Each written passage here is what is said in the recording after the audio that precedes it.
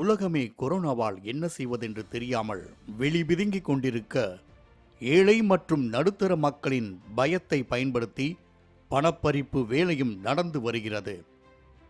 ஒரு கும்பல் இந்த கொரோனாவை பயன்படுத்தி எப்படி சம்பாதிக்கலாம் என்று திட்டமிட்டு மாதத்திற்கு லட்சக்கணக்கில் சம்பாதித்து வருகிறது.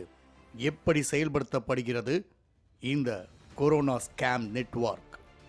முதலில் நம் வீட்டில் யாருக்காவது கொரோனா தொற்று ஏற்பட்டவுடன் அனைவருக்கும் பயமும் சேர்ந்து தொற்றிக் கொள்கிறது. அந்த நபரை மருத்துவமனையில் அனுமதித்த பின்னர் நம்மால் அவரை அருகில் இருந்து பார்த்து கொள்ள முடியாது. இதனை பயன்படுத்திய கும்பல் ஒன்று கொரோனா நோயாளியிடம் நாள் ஒன்றுக்கு 2500 முதல் 3000 ரூபாய் வரை வசூலிக்கும் கொடுமை அரங்கேறி வருகிறது. ஒரு வாரம் அப்படி இல்ல, ஒரே ரேட் தான். ஐசிக்கு மட்டும் அது ரேட். ஓ, சீரியஸ் கண்டிஷன். சீரியஸ் எல்லாம் இல்லை, நார்மல் தான். நார்மல் தான். ஆமா, அது 2500 ரூபாய் கேட்பாங்க. 2500 ஒரு நாளைக்கா? ஒரு நாள் ஃபுல்லா 24 hours. ஓ, ரைட் 2500. மருத்துவமனையில் கொரோனா தொற்று பாதித்த ஒரு நபரை பார்த்து கொள்ள நாள் ஒன்றுக்கு, அதாவது 24 மணி நேரத்திற்கு 2500 முதல் 3000 ரூபாய் வரை கட்டணம் வசூலிக்கின்றன இந்த கொரோனா கொள்ளை கும்பல்.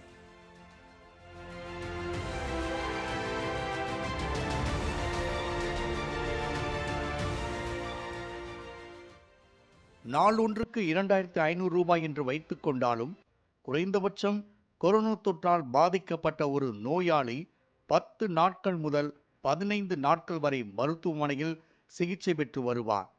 அந்த வகையில் 10 நாட்களுக்கு 25,000 ரூபாய் வரை வசூல் வேட்டையில் ஈடுபடுகின்றன இந்த நூதன மோசடி கும்பல்.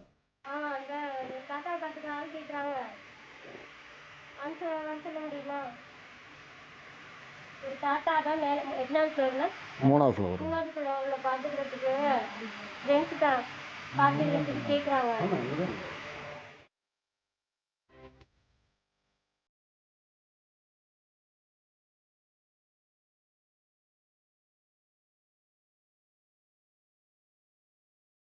கொரோனா சிகிச்சையில் உள்ள நோயாளிகளுக்கு மருந்து மாத்திரைகள் கொடுப்பதை தங்களுக்கு சாதகமாக்கிக் கொண்ட ஒரு கும்பல் கொரோனா சிகிச்சை பெற்று வரும் ஒவ்வொரு வார்டுகளிலும் தங்களுடைய ஆட்களை நியமித்து நோயாளிகளை பார்த்து கொள்ள நாளொன்றுக்கு 2500 முதல் 3000 ரூபாய் வரை கட்டணம் நிர்ணயித்து வசூல் செய்து வருகின்றது.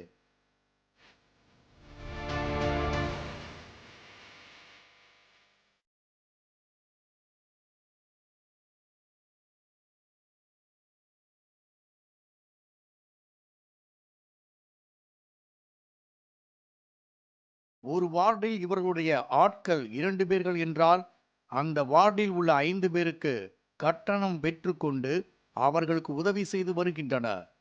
ஒவ்வொருவரிடமும் தனித்தனியாக பார்த்து கொள்வதாக கூறி ஒரு நோயாளிக்கு 2500 கட்டணமாக பெற்றுக்கொள்கின்றனர்.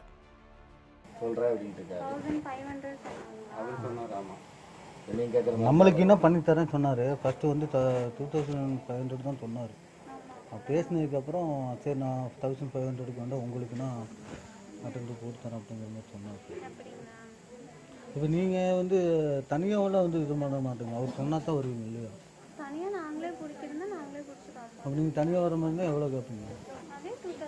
ஏஜென்ட் இல்லாமல் வந்தாலும் அது சரி ஓகே. சரி ஓகே. ஆனால் ஒருவரே ஒரு வார்டில் 5 பேரை கூட கவனித்துக் கொள்கிறார். அப்போது சராசரியாக ஒரு நபர் நாள் ஒன்றுக்கு 10,000 ரூபாய் கட்டணமாக பெற்றுக்கொள்கிறார் என்றால் 15 நாட்களுக்கு மட்டும் கட்டணமாக லட்சங்களை தாண்டுகிறது. இந்த வசூல் செய்யும் பணம் யார் யாருக்கு செல்கிறது? யார் இவர்களை இந்த பணியில் அமர்த்தியது? நாள் ஒன்றுக்கும் இவ்வளவுதான் கட்டணமாக வசூல் செய்ய வேண்டும் என்று கூறியது யார்? இவர்களுக்கு அனுமதி கொடுத்தது யார்?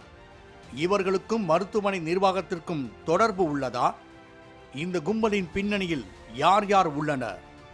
இப்படி ஏகப்பட்ட கேள்விகள் இந்த செய்தியை கேட்டதும் நம் மனதில் ஓடிக்கொண்டிருக்கும். கோவை மாவட்டம் முழுவதும் மட்டுமல்ல, தமிழகம் முழுவதும் இப்படி அப்பாவி மக்களை ஏமாற்றி பிழைக்கும் இது போன்ற கொரோனா கொள்ளை கும்பல் மீது தமிழக அரசு நடவடிக்கை எடுக்குமா? பொறுத்திருந்து பார்க்கலாம்.